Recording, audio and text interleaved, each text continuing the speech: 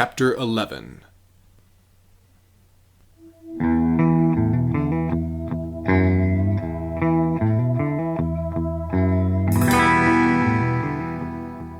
Hanks was glad to have company in the Krivo jungle.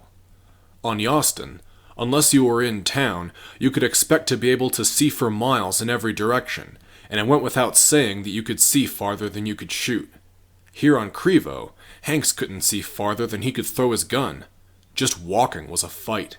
His hat snagged on branches and leaves so often that he took it off and held it in his hand. The Jedi were faring better.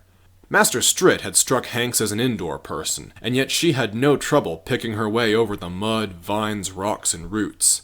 For that matter, she wasn't even focusing on the environment. Her eyes were on the Bothan Jedi, Keither, in front of her. Every time he made an unexpected move, she flinched, and yet she said nothing. If this went on any longer, it was going to make Hanks start worrying too. He decided to help her out. "Strit," he said, "everything okay?" She looked at him as if she had forgotten he was there. "Yes, of course." She looked away. Hanks caught up with her, not a simple task with a gully in the way, and murmured, "Can we trust the Bothan? Ever since he joined us, you've been on a hair trigger." "Of course we can," Strit hissed back. "Then what's gotten under your skin?" "A Jedi's feelings are her own." Hanks let it drop. For his part, Hanks liked the Bothan Jedi, Keither. He seems to have a soul, and he seemed to know that the people around him were supposed to have souls too, not like his master. It still stuck in his head, the way she'd said, "I have no roots on this planet," as if she had expected him to be impressed. It had bothered him so much that he had done some sleuthing back on Yostin. He thought back to the day he'd reached the end of the trail. It was in a different county. It wasn't even in the same region as Flatbird County, but this was the place. Strit was a rare last name on Yostin, and so far the only place where Hanks had found it was at this humble farm with a house at the top of a hill, in the shadow of a great old tree. The lights were on, and if this family was like most others, they would have just finished dinner. This was a good time. Hanks shut off the engines of his speeder bike, left it floating at the base of the hill, and trekked up the hillside to the farmhouse. He knocked. The door popped open, and he met the face of a plump old woman with laugh lines radiating from her eyes. Her skin tone matched the Jedi's, but nothing else did. "Oh, hi," she said mildly. Behind her, in another room, a woman who looked to be in her 40s paused in the middle of scooping up plates from a dinner table and stared at Hanks. A few children clustered around her, puzzled, then followed her gaze to him. A teenage boy saw Hanks, scowled, and climbed the stairs up out of sight. "Good evening," said Hanks, slipping into polite sheriff mode. "I'm Sheriff Borodin Hanks of Flatbird County, Western Region. Is this a convenient time for you?" "Oh?" said the woman. "What's happened?" The people behind her darkened their expressions. Hanks was not surprised. Far-flung rural people like these often preferred to keep the peace with the force of their own arms, and they saw lawmen like Hanks as intruders. He did not take it personally. He forged on. "Have you ever known a person named Carlota Strit?" The woman's face went slack. "Oh? Oh no. Is she—" "Honey, what's wrong?" An old man hustled up next to the woman and interposed himself between her and Hanks. We've just struck gold, thought Hanks. Here was the family resemblance he'd been looking for. The old man's smooth jawline, lanky frame, and even the severe look on his face were a dead ringer for the Jedi. "Nothing bad has happened to Carlota Strit," said Hanks. "Don't worry, I'm not here to bring bad news." "Then why are you here?" demanded the old man. Hanks switched modes from polite sheriff to just the facts. "I met a woman who identified herself as Carlota Strit, and she claimed the Jedi had taken her from this planet as a child and trained her, but I couldn't find change of custody papers anywhere. I did, however, find a matching last name on the local register. I wanted to make sure the woman I met wasn't an imposter, and I'm here to find out if her story checks out." "So she's fine," said the old man. Yes, sir, it appears that Carlotta Stritt is alive and well. The tension in the man's stretched, thin frame relaxed a little. He even let a smile crack his old lips. He looked down at the old woman. We know a Carlotta, don't we, honey? Oh, yes, said the old woman, the color back in her cheeks. Come in, we'll show you. As if he was suddenly a friend of the family, she took his hand and led him inside. Hurriedly, Hanks wiped his boots and hung his hat before he followed her past the dining room, into the living room where a picture sat on the mantel in the far wall, a picture showing a woman who looked a lot like the Jedi. 44 years ago, said the old woman, we noticed something strange about our little Carly. The old man took over. Next time I was in town, I asked around, and the girl at the pharmacy counter said our daughter might have the Force. I put together a test kit to see, and it came back positive. So we called the Jedi. And the rest is history. The old woman glowed with maternal pride. We've been following her ever since. Jedi don't like attention, but the reporters are pretty good at snapping a picture here and there. We know our daughter is a Jedi Master, and even that she trained a Padawan of her own. Her birthday was just a few weeks ago. As she talked, family members of all ages gathered around her and stared at the pictures as if sharing in some private religious rite. Some of the fitter women could have passed for the Jedi herself, with a change of clothes and a new haircut. No mention of the war, thought Hanks. Interesting. But rather than pursue that, he asked, So you haven't heard from her directly? Oh, no. The matriarch shook her head so quickly that her hair dusted her cheeks. The Jedi believe they need to stay focused, so they can't see their families. But we know she's out there. The custody papers must have just been lost. Again, thought Hanks. We didn't bother with papers, said the old man. We knew they were Jedi. No reason for the government to know. Would have saved me the trip here, Hanks thought privately, but his face stayed plain. In that case, I'm sorry for bothering you. You're right to be proud of your daughter. When I met her, I found her to be extremely diligent. The congregation began to break up, and as the reverent glow passed, the old man's patience for Hanks passed too. Hanks gave them a pat well-wishing and left. Now, here on Crevo, Hanks wondered what Carlotta thought of her family. She had acted as if she thought nothing of them, but people told all kinds of lies, especially to themselves. Sheriff Hanks, said the Bothan Jedi, is everything well? I'm fine. Hanks changed the subject. I can look at evidence, but since I don't have jurisdiction here, you're going to have to do most of the talking. And what kind of tip made you think this is the right planet? We were not alerted to this planet, said Keither, but to this installation. He aimed a finger into the distance, and by squinting through the leaves and brush and thin tree trunks and clouds of mist so thick they were practically opaque, Hanks could barely make out the outline of a building. It stood against a rocky outcropping, a thin, lopsided layer cake shape with antennae that stabbed at the sky. What am I looking at? Said Hanks. A hideout? In a manner of speaking, yes, said Keither. Republic intelligence maintains a base here and stores information here. The secret location was to be their defense, but it did not work. Very recently, someone broke into this place, downloaded sensitive information, and escaped. And this planet was flagged by the Yostin Planetary Guard as a potential staging ground, Hanks thought out loud. So maybe Crevo's where the Sith have set up shop. Suddenly, this seemed like a job for Republic commandos, and not for two Jedi and an off-duty sheriff. They may have discovered the location of this compound, Carlotta came in, and infiltrated it. Such subterfuge would not be new to them. Or perhaps they were simply hiding on this planet and stumbled across this place. That would be a pretty big coincidence, said Hanks. True coincidences are very rare. Master Stritt gave some signal on her communicator, and shortly the door of the base whined open, and out stepped a well-dressed human man who looked like he didn't see a lot of sunlight. His type were rare on Yostin. Greetings, said Master Stritt. You are the one in charge of security. Yes, said the sunless man, flushed with shame. "This place was supposed to be impossible to find. Whoever found us, they cased us well, and then they somehow found a way past all the personnel. The only evidence they left was a laser drill mark where they cut one of our power lines, and an unscheduled access of the mainframe. This was completely professional." Said Keither.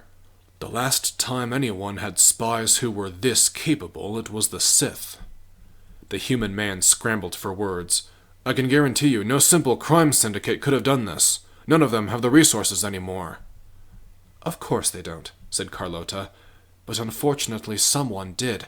What security camera footage was there?" "None. We keep circuitry to a minimum. It's a security countermeasure against netjacker droids." "Netjacker droids?" Carlotta was stymied. "How'd they get here?" asked Hanks. "We have no idea," said the human man. "Now, think about this. We're in the jungle, so there's no room for speeders, and you have to go for miles to find a place to land your starship. What have you found at the nearest couple of landing sites?" "We have not checked." "Of course not," thought Hanks with a smirk. "Then that's where we go first." Keither got on his communicator. "Rolls?" "Yeah, boss?" The pilot mashed the two words into one. "We need a little amateur cartography. Can I trust you to make a sweep of the area and find all the most likely landing places for an infiltration ship?" "Can you trust me? Is Manon wet? I'm all over it. I tell you, I'm just looking for an excuse to get off this mud hole because the bugs are colonizing the engine coils, and I'm convinced that if I don't get eaten by one of the giant snakes around here, then these creeper vines are going to grow overnight and eat me in my sleep." Keither chuckled warmly. "That would be an interesting reversal of the Barunda incident." "Oh, very funny." "Send me the coordinates of anything you find." "You got it. Over and out." The call shut off. "Now," said Carlotta, sitting cross-legged on a rock, "we wait." "Or we look for footprints," said Hanks. "Can you track?" Keither asked him. "Not me, but I did some reading on the Force, and can't you Jedi read echoes? Can't you touch an object and see what happened to it? I figure you could do that." "That is a rare skill, even for Jedi," said Strit. "Neither of us is blessed with it." Said Hanks. He looked up at the installation. "Wonder if the Sith used something like that to find this place. If there really are any Sith." "For them to do that would be quite impossible," Strit insisted. "That technique is unavailable to any true Sith. It can only be done by channeling the light side of the Force." Keither's ears perked up. "Is that so? I never knew that." Strit thought for a moment, suddenly doubtful. "If there has ever been a Sith who could master it, I've not read of them in my studies." "Jedi?" the human man piped up. "Masters, Gerlig is our signal intelligence hyperwave decryption expert, and he grew up in the jungle. He might be able to track what you're looking for." A few minutes later, Hanks and the Jedi trailed behind a Republic intelligence agent of some reptilian race that Hanks didn't know the name of, as he made his way through the mud and brush. He was difficult to keep up with. Every few minutes, something invisible would catch his attention, and he would go tearing off into the thickness, then stop, sniff the air, and look around. Then he would bolt off again. All the while, he kept up an unintelligible monologue. "Can't believe I didn't smell it before. Clan can't wash anything. A good tree likes sugary smells, but there's no sugary smell. Yes, something came through, something foreign. I want to hear your song." Then something cut off his ramblings. "Ah," he said, and he pointed in front of him. "Maybe it did that." In a muddy depression where the trees had all been flattened, the mauled corpse of a giant, four-armed primate lay slumped over a rock. The tracker crawled up to it. He hissed thoughtfully, running his tongue over his teeth. "All the best meat has been eaten, but that was after it was dead." He put his clawed hands under the beast's chin, strained his muscles, and somehow managed to flip the giant thing over. One of its hands was missing, and in its torso, running diagonally from its left shoulder to its right hip, was a long, livid gash with no blood. The hairs around the wound were singed black. Strit was struck silent. "Sheriff?" said Keither. It seems we've found our first piece of concrete evidence. Hanks folded his arms and sighed bleakly. Well, I guess we've struck gold.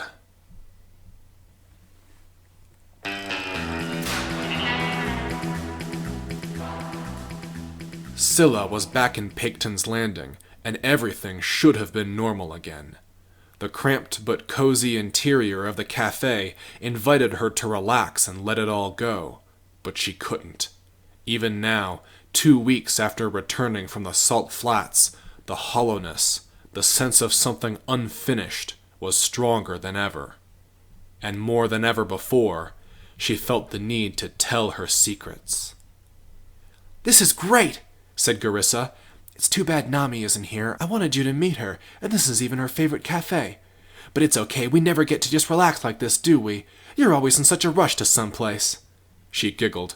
"Or I'm giving you a hard time over Jamar." "I need someone to speak to," Scylla murmured. The troubles on her mind were not for Nahlis to hear, and if any of the other Sith learned of them, then soon all the Sith would know of them, and that was unacceptable. And as for Jamar has been hesitant to talk to me. "What?" Garissa stretched out the word. "Why?"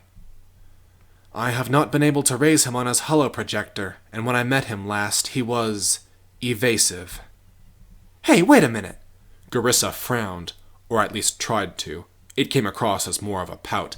"I told Jamar to tell me if anything went wrong between you two, but he hasn't said anything. So what happened? Why isn't he talking to you?" "I don't know. There is something I wish I could tell him." She clenched her jaw. It was happening again. The compartments of her life were spilling into each other. "What kind of thing?" "Something very important, but which I cannot tell." It was a wholly inadequate answer, and if she left it at that, she knew Garissa would never let her be. She decided to reveal a little more. "I learned where someone is. Someone I have not met in a very long time. Family." "Who was it?" "No one." She stopped, trying to decide how much she wanted to tell. Her mother's story contained secrets that would reveal Scylla as a Sith, and there were details besides those that were too painful to tell. She let slip, "But I found out my mom loved me." It felt strange to use the word mom. "Oh, and she didn't before?" "I had no idea." "Oh, Scylla, I'm sorry." A pitying hand caressed her shoulder. "It can be so hard when you don't get along. But that's why we have friends. They're the family we choose." Garissa and I, as sisters, thought Scylla. It was a stray, frivolous thought. Scylla could not decide if she liked it or not. A call on Scylla's holoprojector interrupted her thinking. She opened the call and was surprised to see Nahlis. "What now?" she snapped. "Sleepless, Darth Umber wishes to speak with you." Garissa gaped at the hologram of Nahlis. "That guy dresses just like you!" Scylla frowned at that comment, but more importantly, Nahlis did not react. He had no idea that his conversation with Scylla had a spectator, and that he had just called someone Darth in public. Scylla wondered if Garissa knew what a Darth was. The Sith Masters would have wanted Scylla to shut off the call immediately, and maybe even arrange a disappearance for Garissa. But Scylla was not feeling especially loyal today, so she simply said, "What does he want?" "Your behavior since your hiatus has been suspect. Your loyalty is in question. Come to us at once so that we may clear your name." The call closed. Garissa gave Scylla no time to think. "Who was that? Was he your dad? What was he talking about, your loyalty is in question? And why was he calling you sleepless? Who does he think he is?" "He's not my father." Although, as she said it, Scylla realized that Nahlis was the closest to one she still had, which was a chilling thought. "I have to go." She stood up. Garissa stood up with her. "Scylla, are you in a cult?" "No." "That man is a bad influence on you." "What do you know?" "Just look at how he dressed. Listen to the way he talked. He's clearly bad. As Scylla left the cafe, Garissa followed her, saying, You don't have to go to him. And you don't have to come with me. Yes, I do. If you're not going to tell me who he is, I'm going to ask him myself and get to the bottom of this. Scylla did not try to make Garissa leave her alone. She did not say anything, because her thoughts were formless. Too much troubled her. In the darkest corner of Paketon's Landing, the door of a rusty shed screamed open, and Nollis appeared in the doorway. Sleepless, come in here. He did not bat an eye at seeing Scylla with a companion. Garissa launched a volley of questions and demands at Nollis, which Scylla did not listen to. You should leave, Scylla said to her. No, she retorted. Friends don't abandon friends like this. She followed Scylla into the shed, where the door slammed itself shut behind them. In the harsh glow of a single, unshaded work light, Darth Umber appeared. This was new. Umber had never shown his face to a civilian before, and that he did it now probably meant that Garissa would not be getting out of this shed alive. Unless I get her out, thought Scylla. Sleepless, said Umber. Explain your absence. I asked my master for a... She used Nollis's word. Hiatus. He agreed to it. There is nothing more to explain. Nollis accepted your impudent demand without question, but I do not. Something drew your attention away from your tutelage, and I demand to know it. Now even Garissa was silent. Fear radiated from her, and it was clear on their faces that Nollis and Umber were loving it.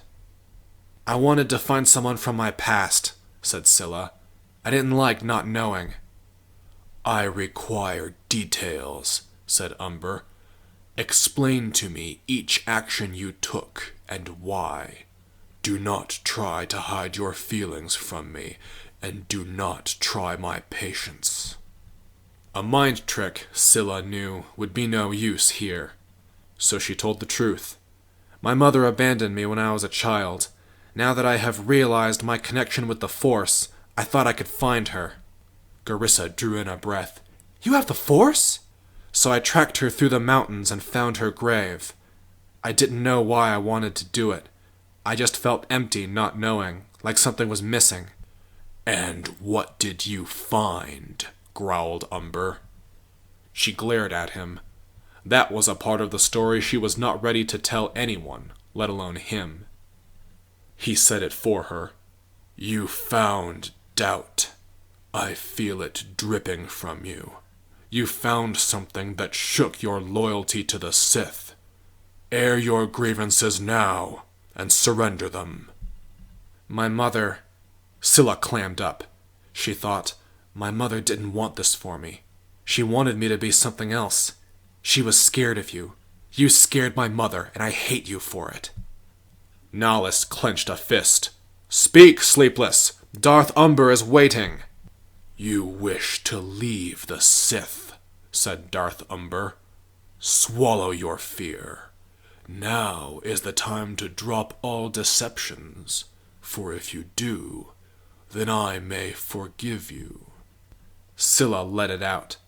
I betrayed my mother. I didn't know I was doing it, but now I know. She loved me, and she wanted to keep me away from all this. And yet here I am. And for that, you would betray the Sith? Scylla knew that the words on the tip of her tongue could get her killed. She decided to say them anyway. My mother died for me. The Sith would never do that. Umber shook and made a sick coughing sound. It took a few seconds for Scylla to realize that he was laughing.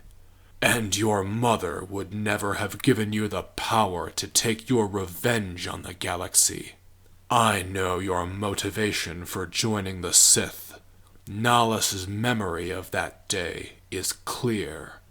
You told him that the galaxy rejected you, and you desired to reject it back.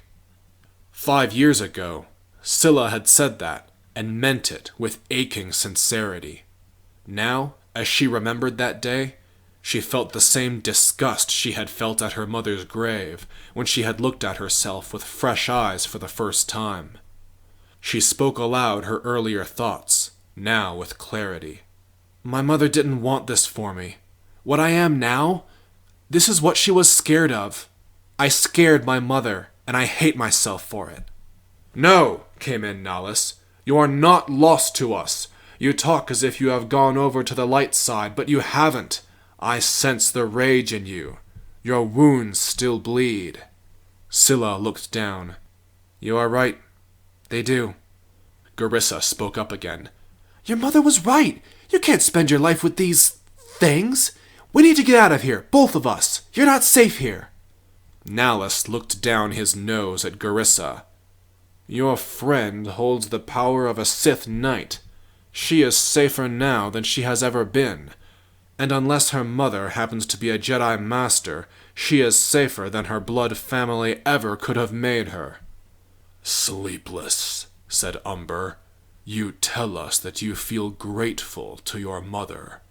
But remember what you know about gratitude. It is nothing more than a weight that others will hang around your neck to keep you in thrall. It is for the weak, and if you embrace it, you will be ground down. That's not true, Garissa came back. Your mother wanted what was best for you. She may be dead, but she still loved you, and you can love her back. And what, Sleepless, would that gain you? The light side was not a path to power and riches. Scylla knew that much, but now that she was no longer hungry, that meant less to her. Then again, my father loved me, and what came of it? I still feel this way. It disgusted her and filled her with shame, but it was true. I still want to hurt them. All of them. Everyone who ever put me down, I want them to be sorry. I want to have them on their knees, helpless like I was, and I want them to beg me for forgiveness. And I want to tell them no. No! Garissa put her hands on Scylla's arm. What about us?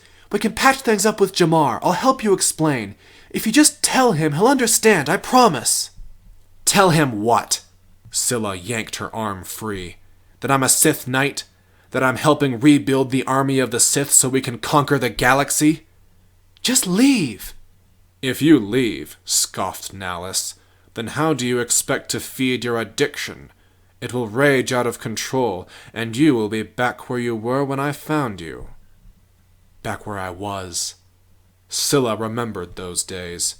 She remembered desperation for her next hit, and she remembered the crushing, mundane miseries of hunger and soreness, and the pitch-black horror of withdrawal.